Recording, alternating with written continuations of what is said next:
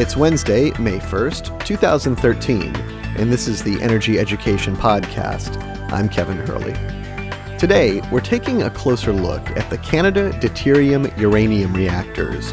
Known as CANDU reactors, these aging machines are lined up along the Canadian side of the Great Lakes. Though they function much differently than American-made reactors, they do share a key vulnerability. We know from Fukushima Daiichi that extraordinary water contamination can result from a nuclear accident. The Japanese meltdown released tremendous amounts of radiation into the Pacific Ocean. Today, we'll discuss what a nuclear accident on one of the Great Lakes might look like. How would a lake, which is much smaller than an ocean, survive a similar radiological release? Joining the discussion today is Dr. Gordon Edwards. Dr. Edwards is the president of the Canadian Coalition for Nuclear Responsibility. He and Arnie Gunderson are here to help us understand the nuclear situation with our neighbors to the north. Dr. Edwards, thanks for joining us. My pleasure. And of course, Arnie Gunderson, thanks for joining us. Back again, Kevin. Hi, thanks. So today we're talking about Canadian nuclear reactors. Why is it important for Americans to know what's going on with these Canadian reactors? Well, basically the Canadian reactors are sitting on the Great Lakes, and so Great Lakes are a common body of water for both Americans and Canadians. 40 million people draw their drinking water from the Great Lakes.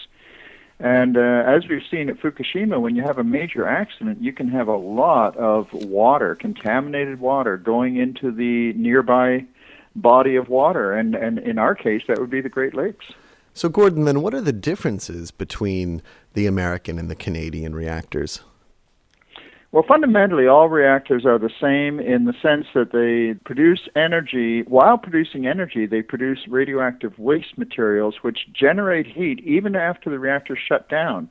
And that's why even for years after shutdown, you still have a problem of heat being generated that has to be cooled. That heat has to be removed or you're going to have problems. So the Canadian reactors are, in that sense, pose the same problems as the American reactors. There is a difference, however. And that is that in the Canadian case, when we have what's called a loss of coolant accident, that means like a pipe break, for example, which would allow the cooling water to escape. In the American case, when you lose the coolant, the power goes down right away. In the Canadian case, as soon as you lose the coolant, the power goes up. So we have a particularly touchy reactor system in that regard. Yeah, that has a fancy technical name. It's called a positive void reactivity coefficient. And basically, it's like a car. You know, when you go to hit the brakes, the accelerator goes down to the floor, which is not the way we're used to driving. You know, it's interesting because these, back in the 50s, there was a lot of different reactor designs. The Canadians had no enrichment capability. They didn't build a bomb, so they didn't have enrichment capability. So they came up with a design that didn't need enriched uranium, and they called it CANDU, C-A-N-D-U. And it runs on normal uranium. But in order to run on normal uranium, it needed to run on what we call heavy water, which is a hydrogen atom with 2 neutrons called deuterium. That then forced them to continuously refuel because there was a teeny bit of uranium that was fissile in the fuel. So the Canadian reactors have the fuel going in sideways, and the American reactors have it going in from top to bottom. The Canadian reactors always refuel, not because they wanted to, but because they had to, because the low enrichment, they were burning out the little bit of uranium that was available. Now, the Indians thought that was great because it's a great way of making plutonium. And the first Indian bombs were actually created from a CANDU reactor. What you're saying is they're using a low-grade uranium as opposed to an enriched uranium. They're using something more natural. Yeah, in a natural uranium has 7 parts of fissile uranium, uranium-235, for every 1,000 parts of uranium, whereas the American reactors run on about 50 parts of uranium to 1,000. That allows the American reactors to run for a lot longer before refueling. But in the Canadian reactors, they burn out those 7 atoms pretty quickly, so they have to continuously pull the fuel and put new fuel in. That creates a piping maze. There's an enormous amount of pipes on the side of their reactors that are called pressure tubes, and those are aging.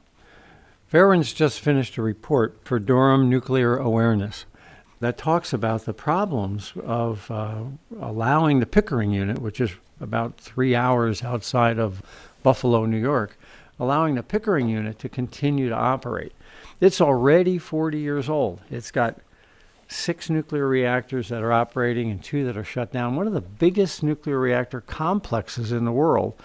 And the Canadians don't want to fix it. They want to pencil whip the calculations and squeeze more time out of a design whose time has come. If I could just clarify, like in the American case, what you have is one big pot, which is called the reactor vessel, where all the fuel is and where all the cooling is and where the reaction takes place. In Canada, we have a core. The core area of the reactor is subdivided into hundreds of individual horizontal tubes, and the fuel is in these horizontal tubes. So it's more complicated. That's what Arnie is saying. And being more complicated, it means that one of the things that most people don't understand is that the radiation, the radioactivity in the core of the reactor is so intense that it's deadly to go anywhere close to it. And the result is it's very difficult to maintain pipes which are degrading because of the high pressure, because of the high temperature, and most of all because of the bombardment with neutrons. It's called neutron embrittlement that takes place over time. So what happens over time is that these pipes get weakened and they change their chemistry, they change their physical properties, and it's so radioactive in there that you really can't go and check all those pipes. You can only check a few of them. And that's the fundamental problem, is that we no longer know just exactly how degraded some of these pipes might be. And that's why it becomes problematic when they want to run the plant longer than it was intended to be run, because we don't know if those pipes are on the bursting point or not. You know, most Canadians live within 200 miles of the border with the United States. And what the Canadians did then is to build their reactors on the border with the United States. You know, here in Burlington, Vermont, the closest nuclear reactor is a Canadian reactor up in Quebec that just was shut down permanently. But it's interesting when for us on the northern side of the United States, the nearest reactor might very well be in Canada, and its design is unlike anything in the world. There's only about 6% of the reactors in the world are this Canadian design, the CANDU reactor. Now, the nice thing is that here in Quebec, we managed to get that reactor shut down permanently. The government decided not to invest billions of dollars in refurbishing the reactor. Now, refurbishing is a fancy word, but what it really means is replacing all those old pipes with brand new ones. So they would take out those hundreds and hundreds of tubes that go through the core of the reactor, as well as the hundreds of tubes that are connected to the ends of those so-called pressure tubes, and they replace them with brand new ones. So then at least they know that they're not at the breaking point. What's happening in Toronto, what's happening just outside of Toronto at Pickering on Lake Ontario, is that they want to, that is Ontario Power Generation, they want to push the envelope by running these plants for an extra 5 years without replacing those tubes. So they have decided not to make the expense of replacing all those tubes with new ones, and yet they still want permission to run it for an extra 5 years. And that's really what the controversy is. So the same country's got two standards. The province of Quebec says shut this down, and whereas in Ontario they're trying to squeeze more life out of an aging reactor. Yeah, and that's partly because Ontario has become so dependent upon nuclear electricity. They built so many nuclear reactors. They've got 8 just outside Toronto at Pickering. They've got another 8 up on Lake Huron called Bruce. And then they've got 4 more at a place called Darlington, which is also on Lake Ontario. So Ontario has become very dependent on nuclear power, and that's why they don't see an easy energy alternative. They want to extend the lifetime of these 4 reactors in order to be able to refurbish 4 other reactors, the Darlington reactors. And, it sounds like a simple matter to replace the pipes in something. You think, well, that sounds like a pretty simple job. You just pull out the old pipes and put in the new ones. The problem is they're all highly radioactive. In fact, they're all going to become permanently radioactive waste. They can't be recycled, even though this stuff is some of the best material in the world, some of the finest material. It's going to have to be treated as radioactive waste. So that's what makes it so difficult. And when they try to do it, they find out it takes a lot longer than they expected, and it also costs a lot more money than they expected. But it definitely costs somewhere between $2 and $4 billion just to replace those tubes. So we've talked a lot in the past about the deteriorating condition of these older reactors. With Fukushima happening on the Pacific Ocean, and now today, we're talking about these Canadian reactors that are sitting, many of them, on Great Lakes, and perhaps many of them getting up there in age. Is there really a lesson from Fukushima that applies to nuclear reactors sitting on the Great Lakes? And what would the difference be in the case of some kind of similar problem? Yeah, well, I think that's a very good question. And I raised this during a hearing of the Canadian Nuclear Safety Commission. I said, look, if we had a similar accident here in Canada, for example, where would all that contaminated water go? We know where it went in Fukushima. It went right into the Pacific Ocean initially, and then they built huge tanks, 7 huge tanks, to contain the contaminated water, which is an ongoing problem even 2 years later. They're still getting more and more contaminated water every day. And they're running out of space to store it all. They're even going to cut down a forest to make room to make more tanks to hold the contaminated water. Now those tanks are leaking. So we have to ask ourselves, if there was a nuclear accident of that sort in Canada or in the States, where would all that contaminated water go? The answer seems obvious. It would go into the Great Lakes, and that's the drinking water for 40 million people. So, we certainly had better be prepared. I've been talking to scientists over at Woods Hole, and Woods Hole is acknowledging that, Fukushima Daiichi's leak is big enough that it's contaminating the Pacific Ocean. And the Pacific Ocean is a lot bigger than the Great Lakes, even though the Great Lakes are pretty great. So, the same level of contamination from Fukushima Daiichi into the Pacific, had it occurred on the Great Lakes, would pose serious health effects for the 40 million people that use that water. But we don't take that into account in our accident analyses. We don't believe that what's happening at Fukushima is a lesson that we have to take around the world. And of course, if something like that did happen in the Great Lakes, it's not something that's easily cleaned up in the next few years or the next decade.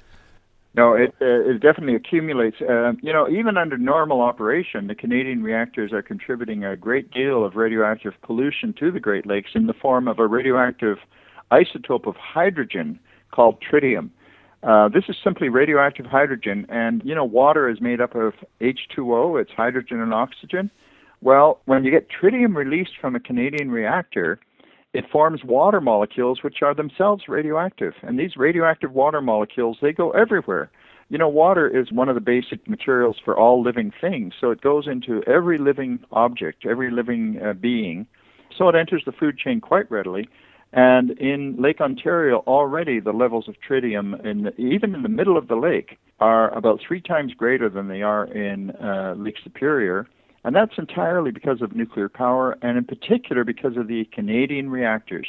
We produce about 30 times as much tritium for each unit of energy produced due to the fact that we use heavy water, which is the first step towards radioactive tritium. But that's small potatoes compared with a huge nuclear accident. Because, again, most people have no understanding of the intensity of the radioactivity created in the core of the reactor during normal operation. You see, the uranium that goes in is not nearly as radioactive as the stuff that comes out. The stuff that comes out is millions of times more radioactive than what goes in, and the reason for that is because the uranium atoms are split.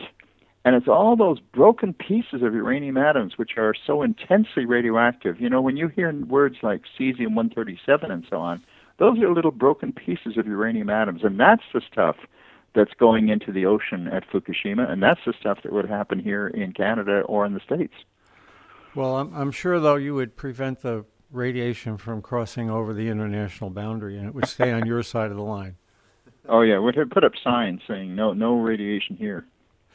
You know, I think the people in Toronto should be very concerned about this. It's all in a report that Fairewinds did for Durham Nuclear Awareness. It's posted on the website, and it's not just an aging problem, but the Canadians don't appear to have learned some of the key lessons from Fukushima Daiichi.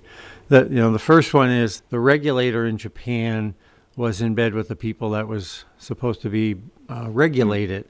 And I see the same thing in Canada. We've got a regulatory framework where there's certainly a cozy relationship between the people operating the reactors and the people who are supposed to regulate them. Yeah, that's not too surprising because many of the staff of the regulatory agency are taken from the very industry that they're regulating. So a lot of the histories of these people is with the nuclear industry before they ever joined the regulatory agency.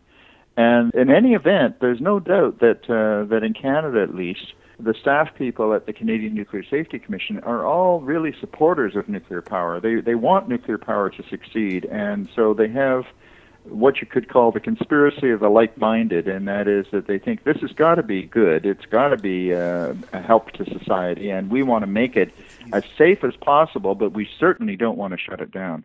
The other issue that the Canadians don't appear to have learned from Fukushima Daiichi is that one nuclear accident is not the worst that can happen. You know, Daiichi had 3, and yet the Pickering units are 8 reactors, 6 of which are running side by side.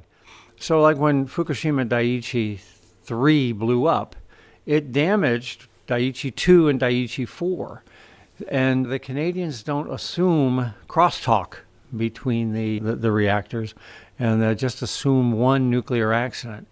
The biggest weakness in the design from a Fukushima issue standpoint is to look at the fact that the entire Pickering site only has one containment building, a thing called a vacuum building. And so the vacuum building is designed to suck up the gases from one nuclear reactor accident. But Daiichi told us we can have more than one nuclear reactor accident simultaneously. And the Canadian design won't accommodate that.